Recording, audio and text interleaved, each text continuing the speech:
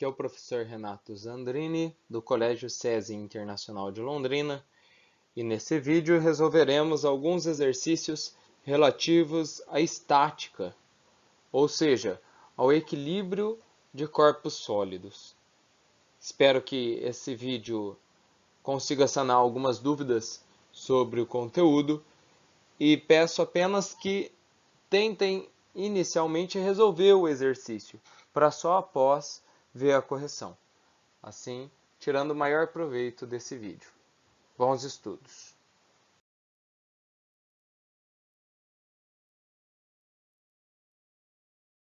Aqui temos um exercício que nos questiona sobre o equilíbrio de um cone. Esse cone ele é homogêneo. O que significa ser homogêneo? Significa que ele não tem diferença de densidade ao longo do corpo, tá? Ou seja, o peso dele é igualmente distribuído, a massa é igualmente distribuída, ele é uniforme ao longo de seu formato cônico, tá? E aí, ele pode ter três tipos de equilíbrios, e aí nós somos questionados quais são os equilíbrios desses corpos da forma com que eles estão. Então, no caso A, mesmo se eu fizer uma força lateral, né? Então, digamos que ele sofra uma força lateral como mostrada aí. Ele vai sofrer com isso um torque para essa direção, contudo, o centro de massa ainda se encontrará na base, o que faz com que, quando essa força deixe de ser aplicada, o próprio peso, a própria força-peso produza um torque que faz com que ele volte à posição inicial. Por conta disso, ele é considerado um equilíbrio estável. Certo? Então, podemos nem compreender essa situação, como eu expliquei, contudo, só a lógica já nos faz compreender que ele está de uma forma estável. Certo? Do contrário, na B, ele está numa situação bem peculiar. Se estivéssemos equilibrando ele com a nossa mão, certamente o derrubaríamos, tá? E ainda que ele possa, assim, por um breve momento estar assim, qualquer mínima variação, qualquer mínimo sopro que der aqui, vai fazer com que ele desequilibre, certo? Por quê? Porque o centro de massa dele está lá em cima. E qualquer pequena oscilação para o lado faz com que ele já não esteja mais alinhado com a força normal que o apoia, fazendo com que ele sofra uma torção, com que ele vire, certo? Então, esse é um equilíbrio chamado de instável. Correto? Por fim, nós temos um equilíbrio ali, que se eu fizer uma força nesse sentido, ele vai rodar para um lado e vai parar. Se eu fizer do outro, ele vai rodar do outro e vai parar. Ele não vai voltar a uma posição, porque ele já está numa posição ali que para ele não faz diferença se ele rola um pouco para um lado ou um pouco para o outro. Por isso, o nome que nós damos a esse tipo de equilíbrio é um equilíbrio indiferente.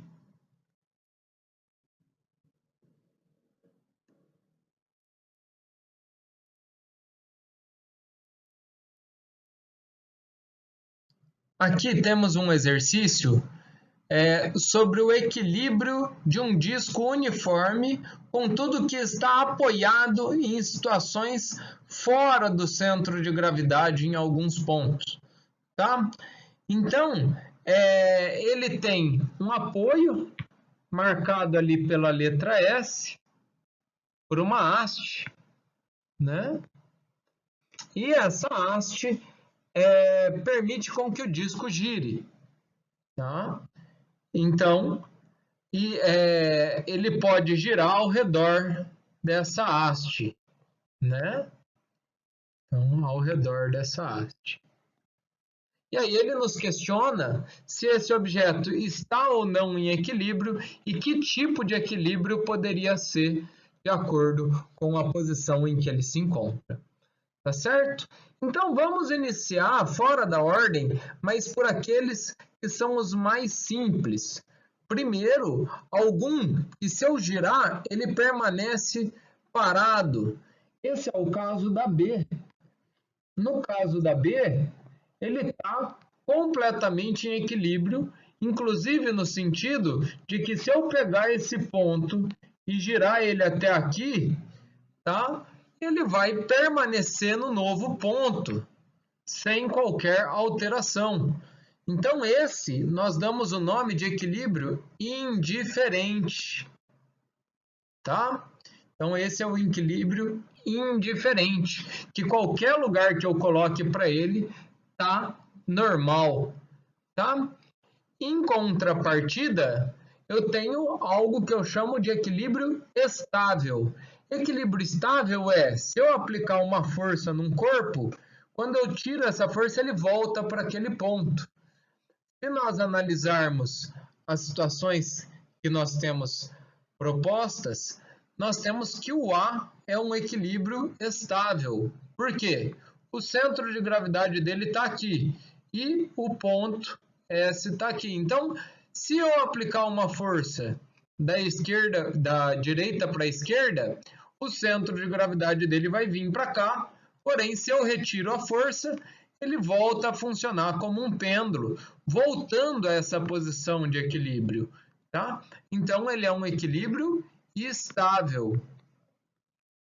Nós temos em contrapartida um que está parado, mas que o equilíbrio é muito delicado, que é o caso da C.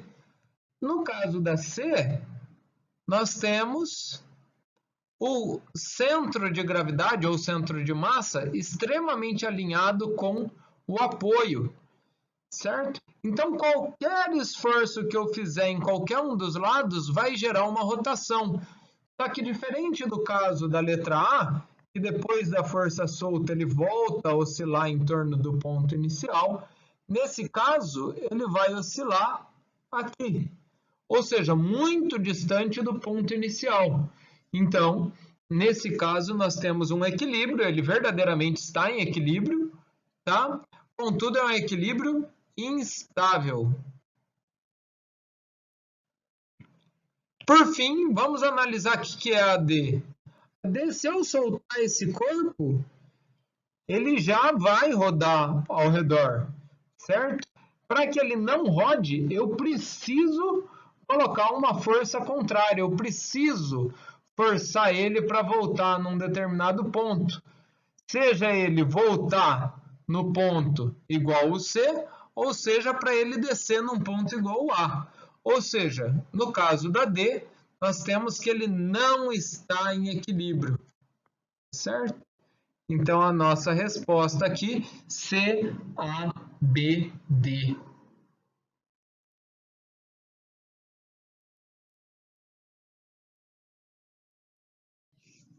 Aqui temos uma questão que nos fala sobre o comportamento de um brinquedo conhecido como João Bobo. É um brinquedo que não interessa o que aconteça, ele sempre fica de pé. Normalmente ele é inflável, né? E isso acontece justamente porque o centro de gravidade dele fica num raio, tá? Fica justamente no centro de um raio. E para que a gente lembre, para que um objeto tombe, a projeção do peso dele tem que estar fora da superfície de contato. Então, mesmo se esse boneco deitar até esse ponto ficar no chão, né, ainda assim a projeção da força-peso ficaria equilibrada, então ele não tombaria. Para ele tombar, ele teria de ficar com essa parte apoiada, o que significa que ele já está de cabeça para baixo, isso daqui vai fazer uma rotação e aí ele vai voltar de novo, certo? Então, esse é o boneco do João Bobo, igual a gente falou em sala de aula. E vamos ver aqui. Imaginando sua base hemisférica de raio R e centro O, podemos afirmar que esse brinquedo exemplifica bem o equilíbrio. E aí, qual? Né? Então, ele é equilíbrio estável se o seu centro de gravidade está acima de O. Então, não. Se o centro de gravidade estivesse acima de O, então facilmente ele poderia ter essa projeção e aí ele iria tombar, né? Ele iria ficar deitado, né? Estável se o centro de gravidade está abaixo de O, que é justamente o que a gente acabou de falar. Se o meu centro de gravidade fica exatamente aqui, então necessariamente não interessa o que eu faça aqui, né? Ele sempre vai voltar para a posição de equilíbrio. Então a resposta dele é a B. Vamos ver as outras. Um equilíbrio indiferente. Equilíbrio indiferente é alguma coisa deitada, por exemplo. E o centro de gravidade está em O, não é o caso. Um equilíbrio estável e está no contato com o chão, né? Não tem como o centro de gravidade estar no contato com o chão. De alguma forma ele vai ser mais alto, porque é o centro da massa, né? Então, se eu tenho massa aqui em cima, não tem como ele estar em contato com o chão.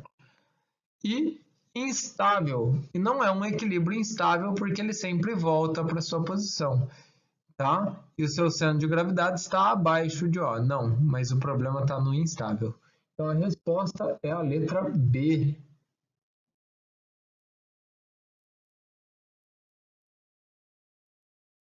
Esse exercício nos apresenta uma situação concreta, onde nós temos um trampolim que tem o verdadeiro objetivo de não apenas impulsionar, mas também de contrabalancear as forças e torques gerados por uma pessoa em seu topo. Então, dessa maneira, algumas coisas nós temos como triviais, como por exemplo, temos a força-peso da pessoa que se encontra na ponta, e essa força tem de ser contrabalanceada por alguma outra força. Contudo, se a força for para cima, que contrabalanceará a força-peso, for exercida no ponto 1, o que há de acontecer? Irá acontecer que nós teremos um torque no sentido horário e nós teremos outro torque no sentido horário e isso fará com que essa tábua rotacione. Portanto, isso não é possível. Afinal de contas, iria contra a natureza do trampolim. Dessa maneira, nós temos que necessariamente a força 1, por mais contraintuitivo que seja, esse pilar também irá realizar uma força para baixo. Por quê? O verdadeiro objetivo dele é impedir que essa tábua rotacione, certo? E essas duas forças para baixo serão contrabalanceadas por uma força posicionada no ponto 2, direcionada para cima, certo? Então, dessa maneira, nós conseguiríamos que tanto as forças resultantes sejam zero, quanto o torque resultante também seja zero. Então, necessariamente, a força 1 ela é para baixo, a força 2 necessariamente para cima, uma vez que a força peso também age para baixo. A alternativa que corresponde a esta afirmativa é a alternativa C.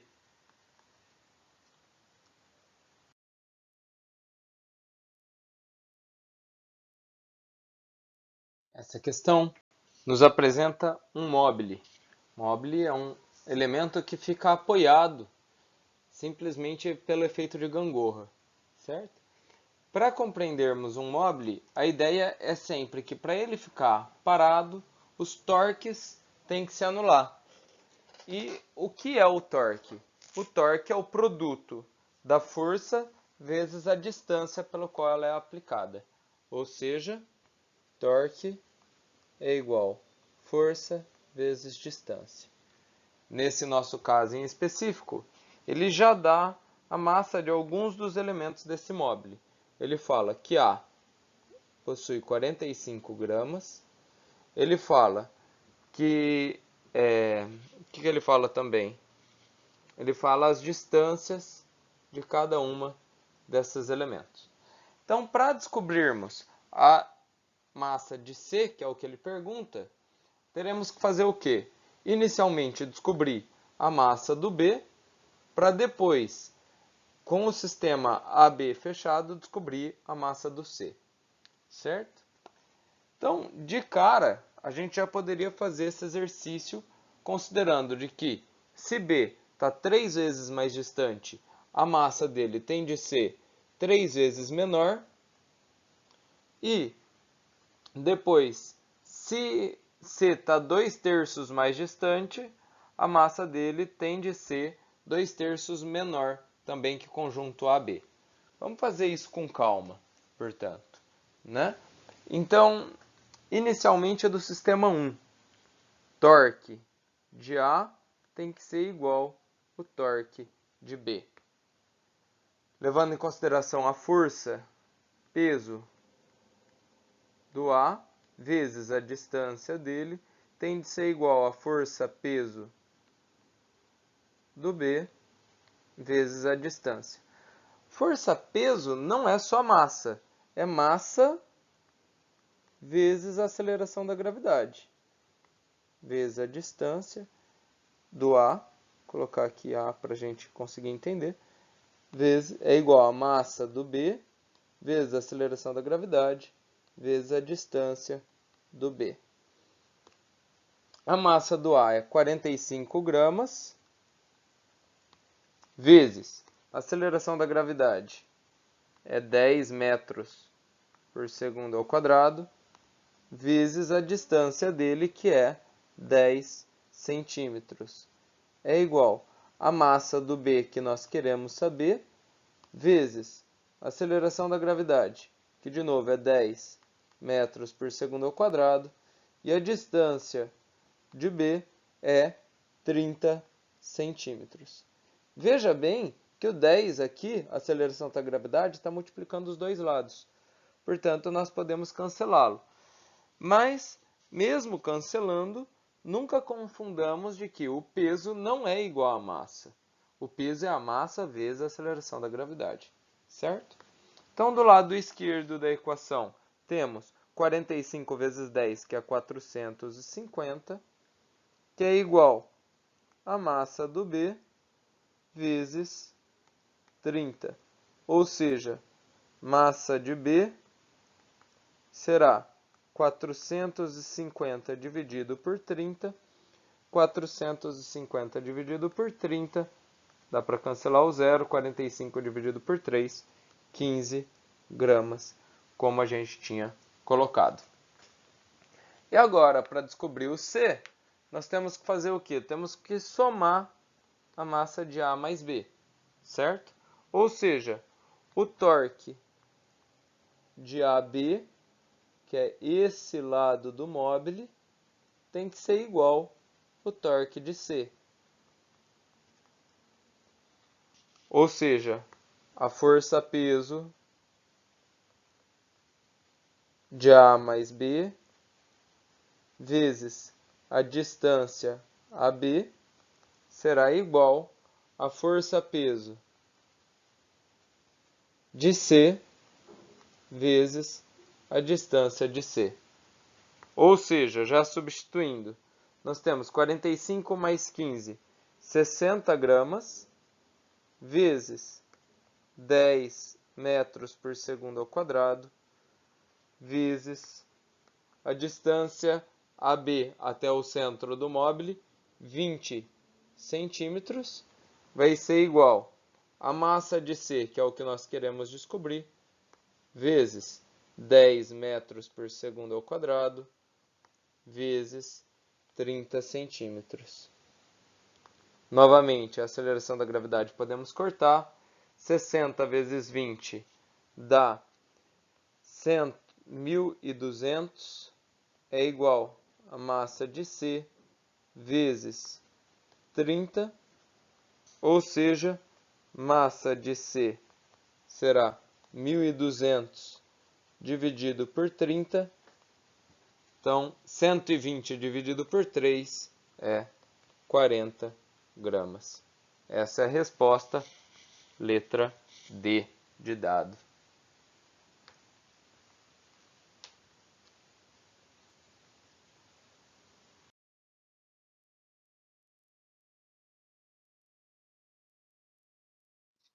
Essa questão nos introduz ao conceito do lastro, um conceito muito utilizado em elevadores e em cancelas. O lastro, ele é um dispositivo que nos auxilia a fazer menos força para pender a gangorra, certo? Então, nesse caso, analisemos que tipos de torque nós temos. Nós temos a intenção de fazer o objeto rotacionar nessa direção, e nessa direção nós teremos o lastro e o peso da barra, certo? Então é interessante que naturalmente ele já encontra isso daí, mas se somente essas duas forças fossem o suficiente, então a cancela ficaria erguida o tempo inteiro, que não é o caso. Então, nós teremos mais uma terceira, que é a força que nós temos que calcular qual a intensidade dela. Do outro lado da cancela, nós temos apenas uma força agindo, que é o peso da barra. Serão, portanto, estes 4 elementos que devemos levar em consideração. O centro de apoio está aqui, de forma que do lado esquerdo do centro temos 3 forças e do lado direito do centro temos uma força só, aplicando o torque. Dessa forma, nós temos que o torque 1 tem que ser igual, vamos colocar assim, o torque da esquerda tem que ser igual ao torque da direita. E aí, podemos chamar de força do lastro vezes a distância que ele age, mais a força que ele chama do peso de A, vezes a distância que ele age, vou colocar lastro aqui, mais a força que efetivamente queremos calcular quanto tem de ser, vezes a distância que ela vai agir. Isso tem que ser igual à força que ele chama de peso de B, vezes a distância de B, certo? E analisemos, portanto, quanto vale cada um desses itens, né? Então, se a gente for olhar aqui, ele coloca que A vale 1 metro, certo? Que é o lado esquerdo da balança, da cancela. Então, A vale 1 metro. Ele comenta que a massa de A vale 2 kg, portanto, o peso é 2 vezes 10, que é a aceleração da gravidade, que é 20 newtons, certo? B vale 5 metros. A massa de B, 10 kg, portanto, o peso é 10 vezes 10, que é 100 newtons.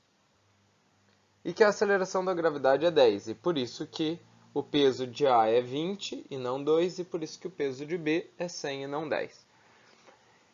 Ele ainda comenta que o peso do lastro, que a massa do lastro é de 20 kg, portanto o peso do lastro será de 200 newtons. Temos todas as forças, certo? E é interessante colocar, ele se concentra no ponto A, né? Então nesse ponto, na ponta do 1 metro, né? E ele coloca que as forças que é dadas pelo peso da barra, elas agem nos pontos médios de A e de B. Então com isso, finalmente, a gente tem todos os dados necessários para substituir. Então, qual é a força do lastro? A força do lastro será 200 newtons. Qual é a distância do lastro? É o 1 metro. Mais, qual o peso de A? 20 newtons. Vezes, qual a distância dele? É metade de 1 metro, ou seja, 0,5. Mais, agora nós temos a força vezes a distância que nós temos que calcular. Vamos deixar por assim por enquanto. Vezes o peso de B, que ele dá que é 100 newtons. a distância dele, que é metade de B, que é 2,5. Então, disso, vamos fazer agora as multiplicações. 200 vezes 1, 200, mais metade de 20 é 10, mais força vezes distância é igual 100 vezes 2,5, 250. 210 mais força vezes distância, o torque, certo, que nós teremos, é igual a 250. Então, quanto de torque nos falta? Se formos fazer força vezes distância e pegarmos esse 210 que está somando e passar subtraindo, teremos que ficará 250 menos 210, portanto, 40. Então, o torque à esquerda que resta, para que a cancela realmente suba, é de 40 newtons vezes metro. Contudo, ele fala que a força vai ser aplicada na extremidade A, ou seja, essa distância é de novo 1 metro. Portanto, F vezes 1 é igual a 40, e logo a força que terá que ser aplicada é de 40 newtons. Isso equivale à letra D.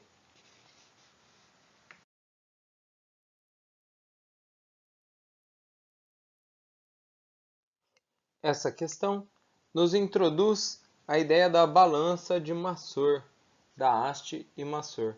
Então, esse tipo de balança pode estar ancorada por uma alça corrente ou ser justamente aquelas balanças que nós temos quando vamos fazer exame, que nós temos também uma haste com um Massor. O princípio físico, que é o que pergunta na letra A, ele consiste justamente em contrabalancear os torques. Então, dessa determinada maneira, a gente pode responder. Então, a balança em questão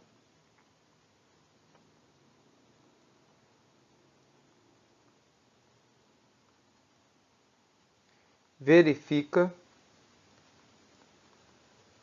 se os torques relacionados ao peso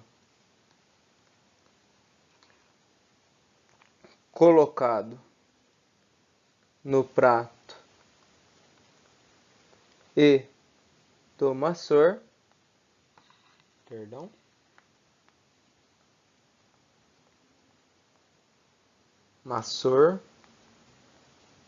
estão equilibrados.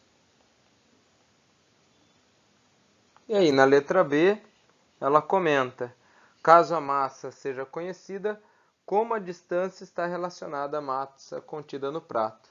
Então, o torque do braço com a massa será igual ao torque da haste. E assim sendo, o que é o torque? O torque é a força vezes, que a gente pode colocar aqui, a força peso do prato, vezes a distância dele, certo? Será igual a força peso do Massor vezes a distância D da haste. No caso, a distância do Massor dentro da haste é dado por D, e a distância que nós temos aqui no caso como 8, a gente pode chamar de D', só para não ter a mesma. Então ele pergunta, com a massa sendo conhecida, como a distância está relacionada à massa contida no prato? Portanto, o que nós temos é que a massa do prato, sendo que a massa é dada dentro da força, uma vez que força é massa vezes a aceleração da gravidade, certo?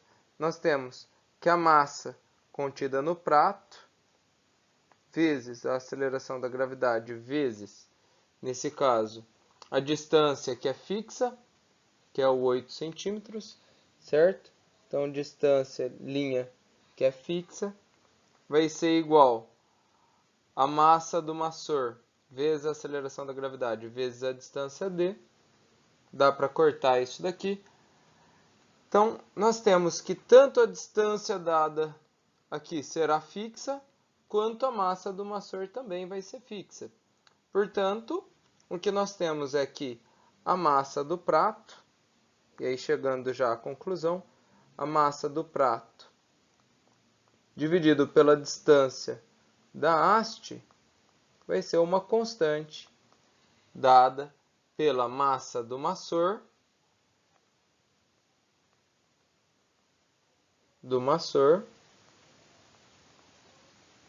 dividido pela distância até o prato, certo?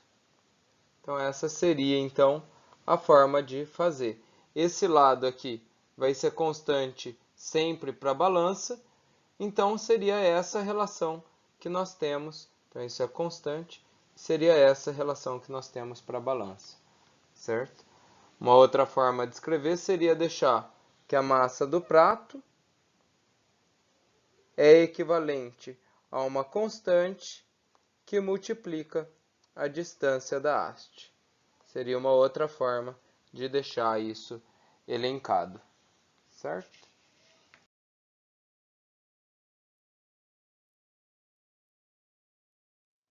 Aqui temos um complemento do exercício anterior, onde ele dava que a distância do braço da balança valia 8 centímetros, certo?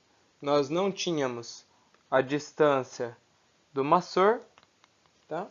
Mas ele coloca agora o quê? Que temos 3 kg de mandioca e que o massor vale 0,6 kg. E pergunta justamente quanto vale essa distância, tá? Então, se formos considerar o torque dado pelo braço da balança, tem de ser igual o torque dado pela haste. Assim sendo, no caso, 3 kg de mandioca, 3 kg de mandioca, vezes a aceleração da gravidade, que será 10 metros por segundo ao quadrado, vezes a distância dela, que foi dada aqui por 8 centímetros, tem de ser igual, nesse caso, a 0,6 kg vezes a constante da gravidade, que é 10 metros por segundo ao quadrado de novo, vezes a distância que queremos saber, d. Observe que podemos cortar a aceleração da gravidade novamente. Ficará 3 vezes 8 é igual a 0,6 vezes d. Portanto, podemos passar dividindo, d vai ficar igual a 3 vezes 8 dividido por 0,6. Podemos cortar aqui, vai ficar 8 dividido por 0,2. Certo? 8 dividido por 0,2. Podemos multiplicar em cima e embaixo por 10. Ficaria 80 dividido por 2, ou seja, metade de 80, 40. Sendo que a unidade aqui utilizada, como aqui era centímetro, então é 40 centímetros. Resposta, portanto, letra E.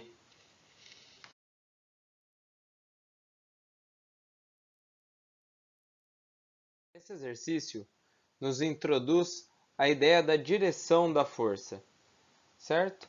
De forma que o torque será maior quando a força estiver em 90 graus em relação ao braço, que irá rotacionar. E mínimo quando ele está em 0 ou 180 graus em relação a essa distância. Da mesma forma, se a distância for zero, ou seja, se ele estiver forçando na direção exatamente no ponto de rotação, então não haverá torque, correto? Então ele pergunta aqui, qual das forças aplicadas produz o maior efeito de rotação no centro? Disso que acabamos de comentar, F1 não produzirá efeito, tampouco F3. Portanto, fica entre F4 e F2. E podemos ver que F4 não apenas está mais distante, como também possui uma maior intensidade. Portanto, qual das forças produz maior efeito? F4.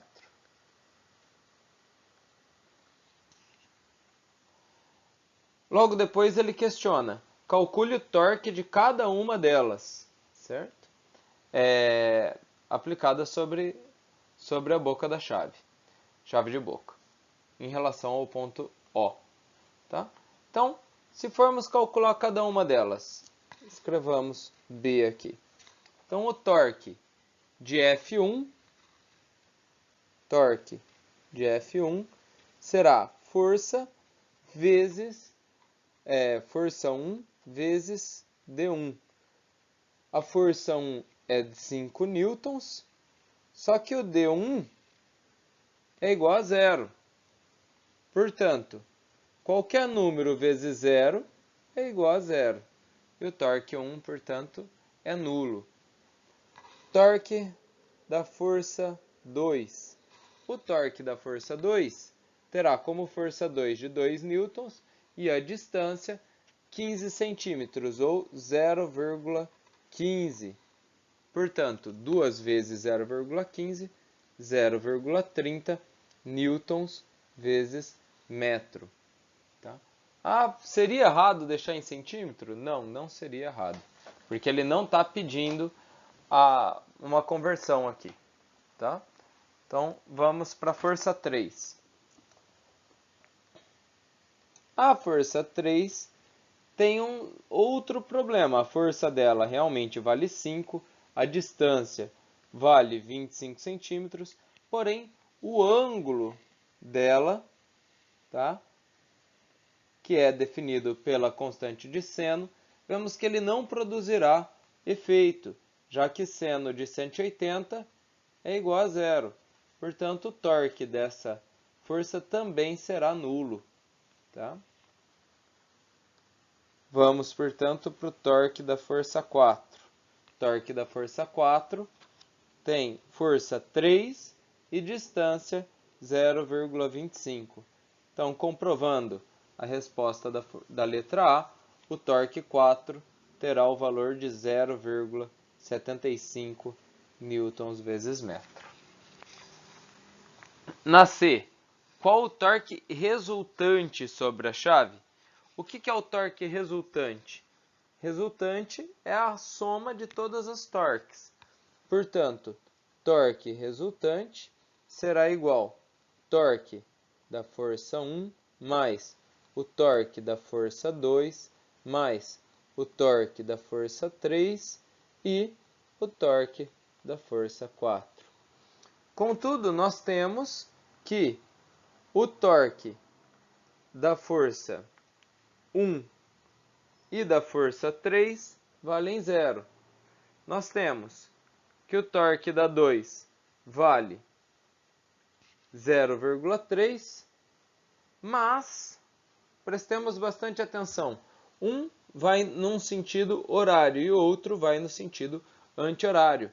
Portanto, tem de ser negativo.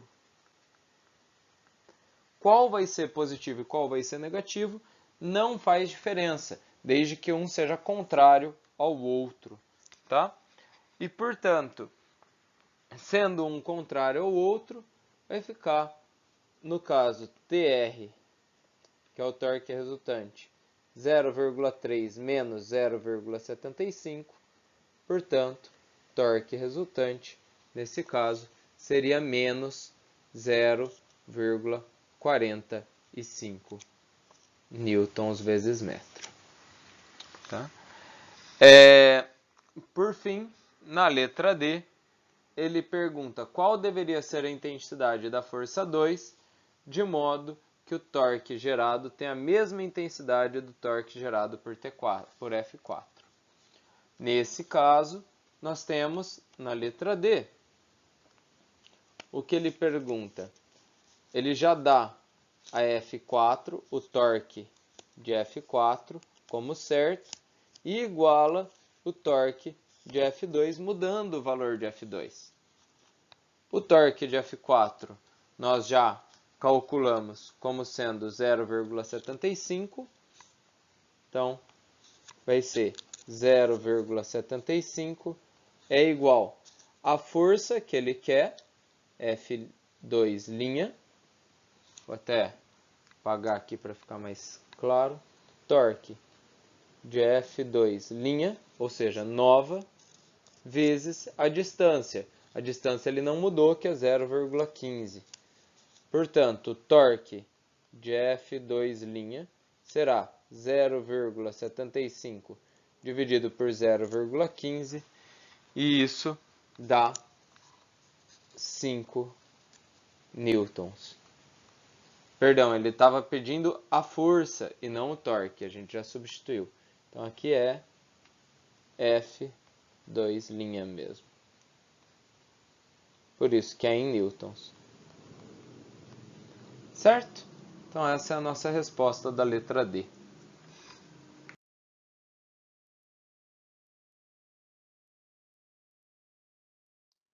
Aqui temos um exercício simples de uma gangorra, onde ele dá o valor de 2 dos pesos, colocando aqui 20 newtons, e no S como 10 newtons, e pede o valor do terceiro peso que ele não dá, que é o peso de P, do bloco P. Para isso, basta lembrarmos que na gangorra, tudo que nós temos que calcular consiste no torque, que para ela ficar equilibrada, os dois torques devem ser equivalentes, o torque da direita e o torque da esquerda, certo? Calculemos, portanto, o torque primeiro. Então, torque da esquerda será igual ao torque da direita. O torque da esquerda é P vezes 0,8, que é a força vezes a distância, será igual, do lado direito, uma força que está de 20 newtons, que age a 1,2 metros, mais uma força de 10 newtons, que age a quanto de distância? 1,2 mais 0,8. Tomem bastante cuidado com isso. 1,2 mais 0,8. Ou seja, 2, certo? Repetindo só para ficar claro. 20 vezes 1,2 mais 10 vezes 2. Vejam, o 10 ele está agindo a 2 metros até o centro da gangorra, certo? Por isso que é 2 ali. Então, fazendo as multiplicações, teremos que o peso vezes 0,8 será igual 20 vezes 1,2, fazemos 24, mais 2 vezes 10, 20. Ou seja, o torque da direita vale 44. Se o torque da direita vale 44, da esquerda também. E, portanto, o peso de P pode ser definido, portanto, pela divisão de 44 dividido por 0,8. 44 dividido por 0,8 nos dá uma resposta que P valerá 55 newtons.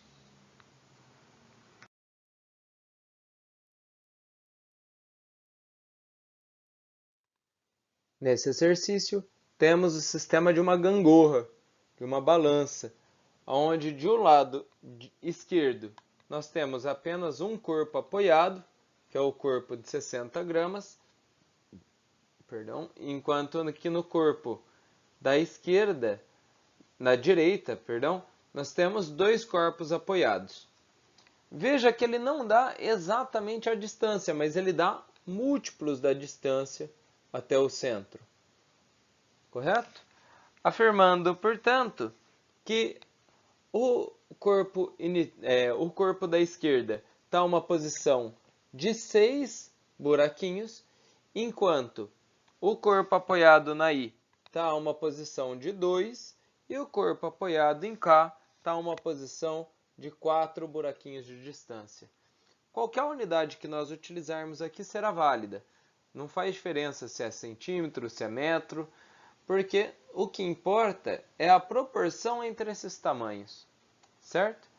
E nós somos convidados, portanto, a calcular o valor dessa massa.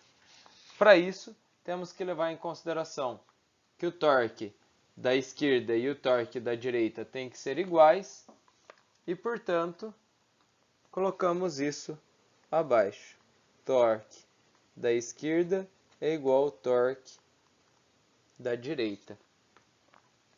Assim sendo, 60 vezes 6 vai ser igual a 40 vezes 2 mais x, nossa variável, vezes 4. 60 vezes 6, 360. 40 vezes 2, 80, mais 4x. 80 que está somando pode passar subtraindo, ficará 360 menos 80 é igual a 4x. 360 menos 80 dará para nós um valor de 280 é igual a 4x, tá?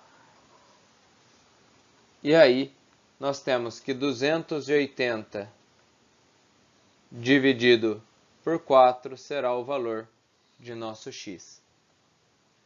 Ou seja, 280 dividido por 4, teremos o valor de 70 gramas. Letra B.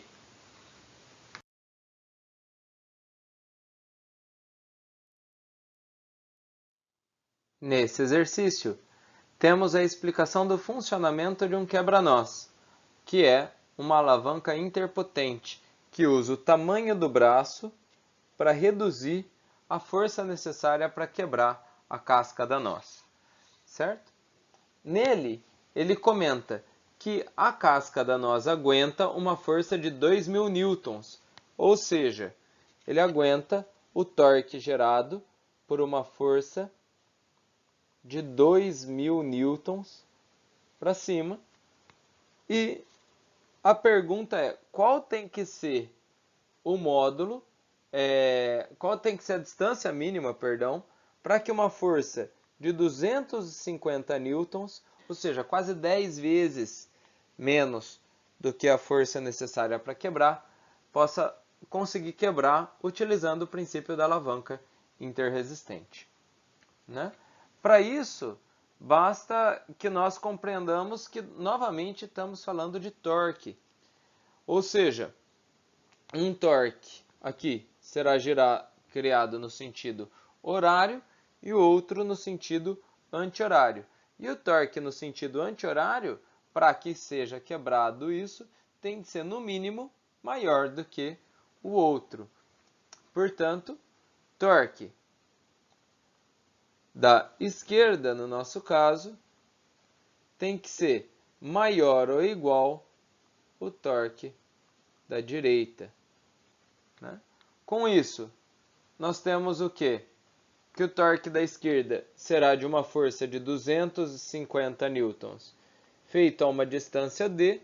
Isso tem que ser maior ou igual ao torque gerado pela força de 2.000 newtons a uma distância de 5 centímetros. Isolando o d, nós teremos que d tem de ser maior ou igual a 2.000 vezes 5 dividido por 250. Para simplificar um pouco essa conta, podemos cortar um zero.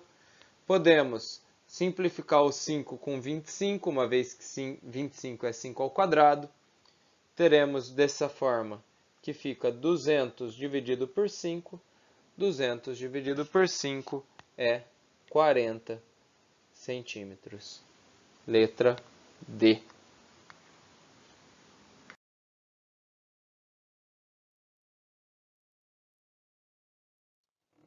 Esse exercício acaba sendo um pouco mais complexo por conta da direção onde as forças se encontram.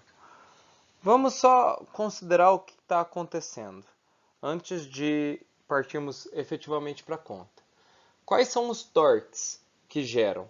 Pensemos que não tivéssemos esse cabo segurando essa haste, certo? Essa barra homogênea, como ele diz.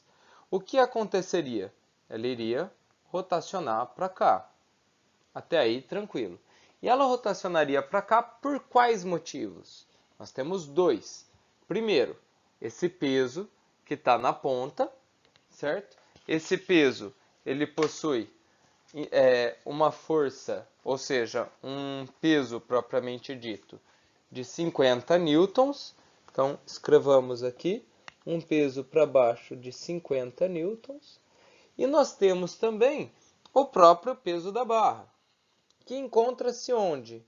Ela encontra-se no centro de massa da barra, que está a 1,5 metros de distância. Vejamos que a barra tem 3 metros de tamanho, certo?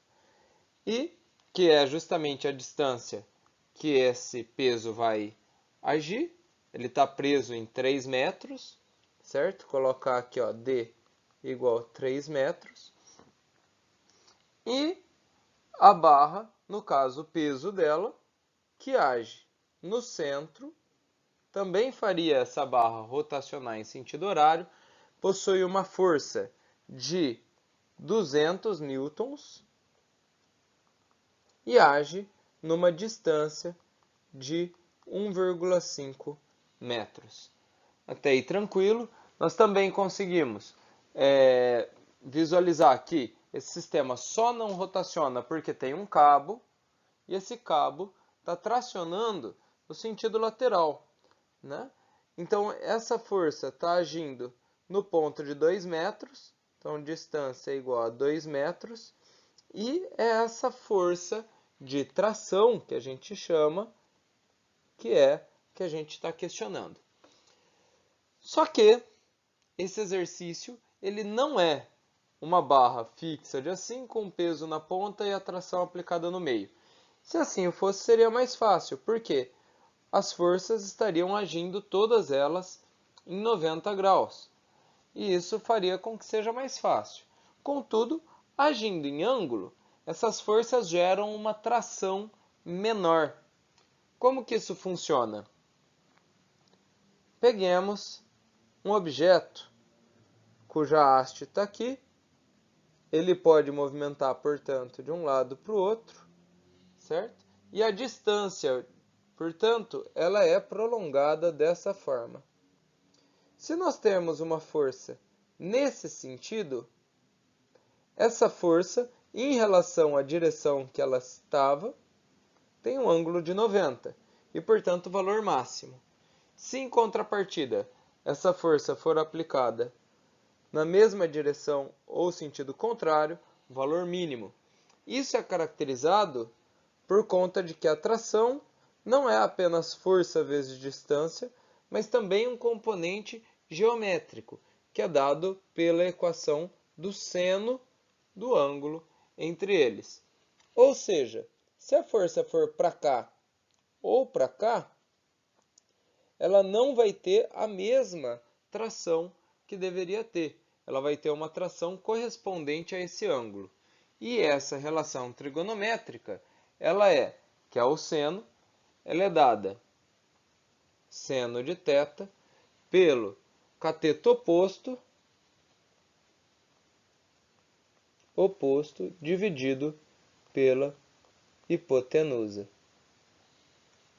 Certo? Então, ele já dá alguns valores aqui. Ele fala o seno de 37 e fala o seno de 53. Cabe a nós compreendermos onde cada uma dessas forças vai agir. ou seja, qual o desvio de cada um deles. Então, a força de tração é consideravelmente fácil. Nós temos uma relação trigonométrica que fala que dentro de um triângulo retângulo, a soma dos ângulos internos tem que ser 180. Portanto, aqui sendo 90 e aqui sendo 53, o lado que falta necessariamente é 37. E aí, nós temos, portanto, que a força de tração que será realizada aqui, o torque realizado por essa força de tração, será dado. Então, o torque da força de tração será dado por força de tração vezes a distância que ela age, que é a de 2 metros, vezes o seno de 37, que nós temos o valor. Substituindo isso, portanto, nós temos que a força vezes 2 vezes 0,6, ou seja, 1,2 F. Vamos descobrir qual é o torque do outro lado, tá? Então, das forcinhas em amarelo, no caso laranja.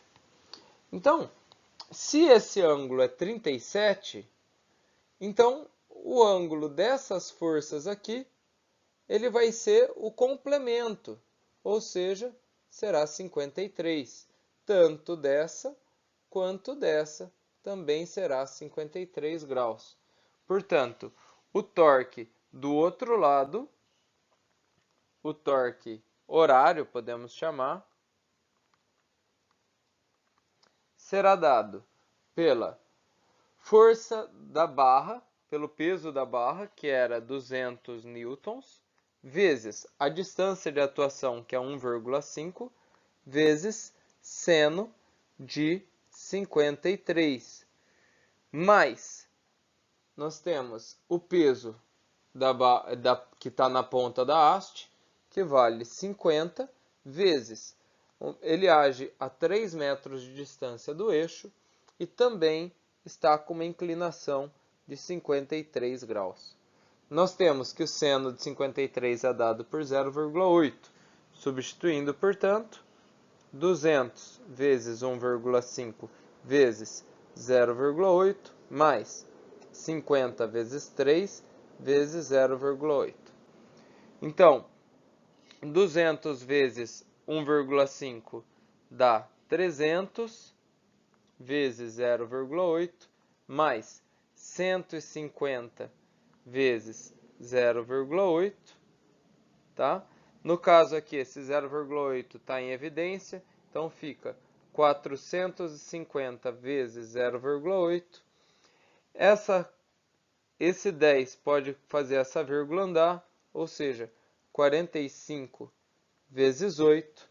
Se fizermos essa conta, teremos então 45 vezes 8, 8 vezes 5 dá 40, 8 vezes 4, 32, com 4, 36, 360, portanto. Então, a tração do outro lado será uma tração de 360 newtons metro, certo? Então, para descobrirmos, portanto, o valor da força, basta que a gente, se esse corpo está estático, basta igualarmos o valor das trações encontradas. Então, nós temos que 1,2 F é igual a 360, portanto, a força é 360 dividido por 1,2, certo? Então, nesse caso, se fizermos essa divisão, 360 dividido por 1,2, tá? Então, 36, só para ficar mais fácil, vamos mandar uma casa aqui, tá? Então, 12 36 dividido por 12 dá 3. 36 dá 0. Desce aqui, desce. Então, a força será de 300 newtons.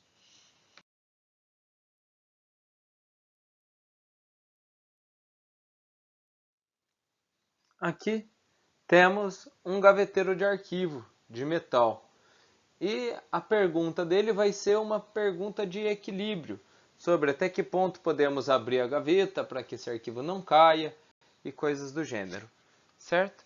Então, inicialmente na letra A, ele pede somente que indiquemos qual é o ponto de centro de massa de cada uma das gavetas, colocando por um X. Portanto, o centro de massa ele é dado, nesse caso, onde a distribuição de massa é uniforme, pelo ponto médio da gaveta. Ou seja, cada gaveta traça-se um risco entre as suas duas pontas e a intersecção entre esses riscos será o ponto de centro de massa de cada uma delas, certo? Então, mais ou menos nesse ponto em cada uma delas, tá?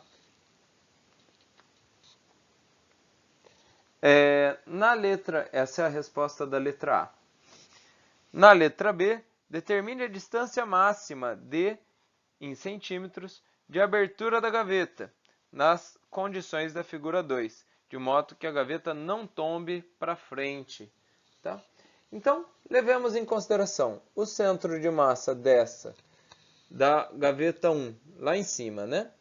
Vai estar no centro dela, e ela, tendo uma massa de 1 kg, então o peso dela, peso da gaveta 1, será de 10 newtons. O peso da gaveta 3, que vai estar apoiada aqui, peso da gaveta 3 será de 3 kg vezes 10, 30 newtons. E o da gaveta 2, que está num determinado ponto central, será de 8 vezes 10, peso da gaveta 3 é igual a 80 newtons. Quando ele pergunta qual a distância máxima para que ele não tombe, nós temos que fazer o quê? Os torques de cada um deles. Se a gaveta for tombar, a gaveta 1 e o 3 estarão fazendo com que ele tombe em sentido horário. Já a gaveta 2 estará fazendo um torque em sentido anti-horário, tá? Então, é daí que surge a ideia da distância, né? Então, consideremos que o centro da gaveta que o tamanho total da gaveta é 48 centímetros. Portanto, o ponto em relação ao ponto de apoio, que nesse caso seria esse pé, da gaveta 2, 1 e 3, seria metade dessa distância, que é 24 centímetros. Então, torque da esquerda tem que ser igual ao torque da direita. E aí, o torque da esquerda, que é a gaveta que vai tombar, será o peso da gaveta 2 vezes a distância máxima de abertura, que será igual, tá? O peso da gaveta 1 vezes a distância 1, vamos chamar assim, que é esse 24 centímetros, mais o peso da gaveta 3 vezes a distância dela, que também é 24 centímetros. Veja que é 24 porque o centro de gravidade dela se encontra no meio do armário, certo? Então, isso daqui dará peso da gaveta 1, 10 vezes 24 centímetros, mais peso da gaveta 3, 30 vezes 24, que é a distância de novo, será 240 mais 30 vezes 24, teremos 60, 72, 720. Ou seja, coloquemos aqui o peso da gaveta 2 vezes a distância máxima será de 960. Então, a distância máxima será 960 dividido pelo peso. Como a gente já colocou o peso lá, que é 80, corta 0 com 0. 96 dividido por 8, nós temos que será 12 centímetros. Mas temos que tomar um cuidado muito grande. É 12 centímetros do centro até aqui. Como ele coloca da ponta da gaveta, veja, então é 12 centímetros mais a metade da gaveta, certo? Que era o que ele colocava. Portanto, D será 12 mais 24, D será 36 centímetros. Temos que tomar muito cuidado em relação a esse detalhe, certo? Será 36 centímetros, considerando não do centro da gaveta, mas sim da ponta dela. Na C, ele pergunta qual será a massa máxima em quilos que pode ser colocada na gaveta 2, sem que haja risco de desequilibrar o gaveteiro quando essa gaveta for aberta completamente, tá? Então, esse que é o risco agora. Para a gente entender isso, é o quê? É compreendendo que enquanto na outra vez ela abriu 12 centímetros, certo? Em relação ao seu centro, ou seja, 36, agora o D dela vai ser quanto? Vai ser a gaveta inteira. E se vai ser a gaveta inteira, o D dela vai valer 48 centímetros, como mostrado na figura aqui ao lado. Então, 48 centímetros. Então, a pergunta é, qual vai ser o peso novo para que ela não tombe? Compreenda que o lado direito da equação continuará igual, já que a gaveta 1 e 3 não mexeu. Mas agora nós queremos saber qual será o peso máximo para que ela não tombe, não corra o risco de tombar. Tá? Então, o lado da direita continua sendo 240 mais 720, que dá 960. Então, 960 é igual. O peso da gaveta 2, só que é um peso novo, vezes a distância, que agora é 48.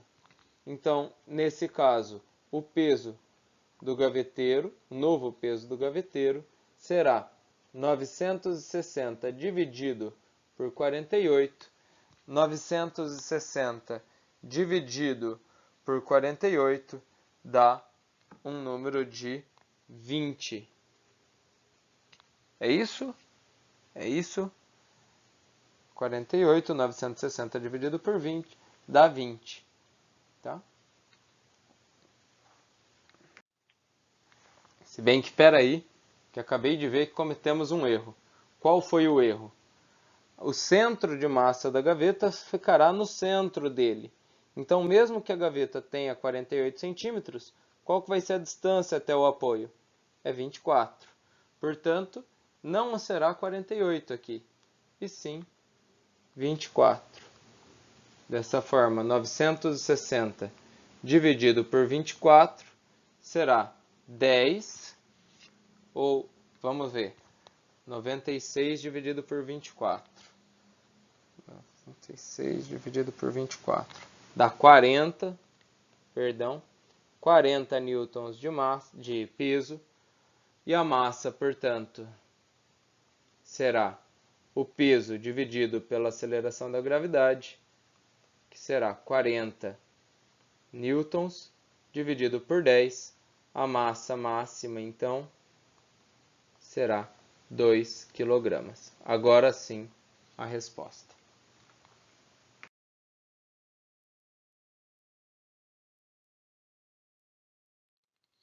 Nesse sisteminha de gangorra, temos 4 pessoas. E essas 4 pessoas cujas massas estão dispostas logo abaixo. E a nossa questão é descobrir o peso da 4ª pessoa, a pessoa que está ali com a letra X, certo? Para isso, basta compreendermos que o torque desse lado tem que ser igual ao torque do outro.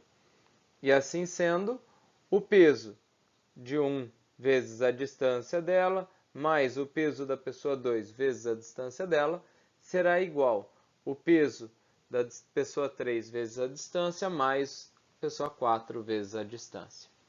Certo? Façamos, portanto, a substituição desses valores, tá? Levando em consideração já que a aceleração da gravidade sendo 10 metros por segundo ao quadrado, age em todas as pessoas e, portanto, vai cortar em todas as pessoas. Tá? Então, no caso, será 54 vezes qual a distância da pessoa 1 até o centro? É 1,0 mais 1,5, ou seja, 2,5 mais da pessoa 2, valor 36 quilos, vezes 1,5 é igual da pessoa 3, 27 quilos, que agem a uma distância de 2 metros da base, mais o x, que é a massa que queremos saber, e que age a 2 mais 0,5 a 2,5 metros da base. Fazendo as multiplicações agora. 2 vezes e meia, 54. Façamos. 54 vezes 2,5. 5 vezes 4, 20. 5 vezes 5, 25. Com 2, 27. Mais 8, 10. 0, 15. Sobe 1, 13, 1 com uma vírgula. 135. Mais 36 vezes 1,5. 36 vezes 1,5. 5 vezes 6, 30. 30. 5 vezes 3, 15. Com 3, 18. Mais 6, 3, 0, 14. Sobe 1, 5, vírgula 54. 54 é igual a 2 vezes 27, essa é 54 também, vezes x vezes 2,5, certo?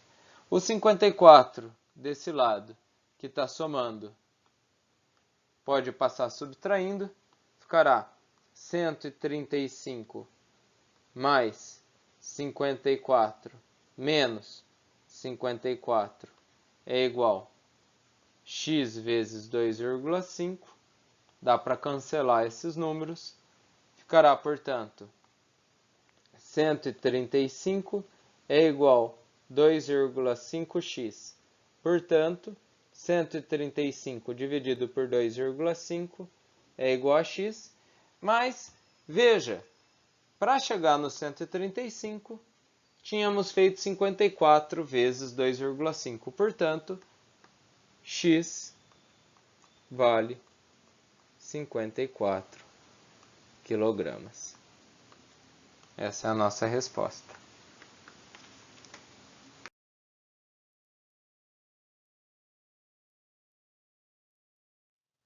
Esse exercício é um exercício bem simples, onde leva em consideração apenas a posição da força resistente, do apoio e da força potente, para definir se ela é uma alavanca interfixa, interpotente ou interresistente.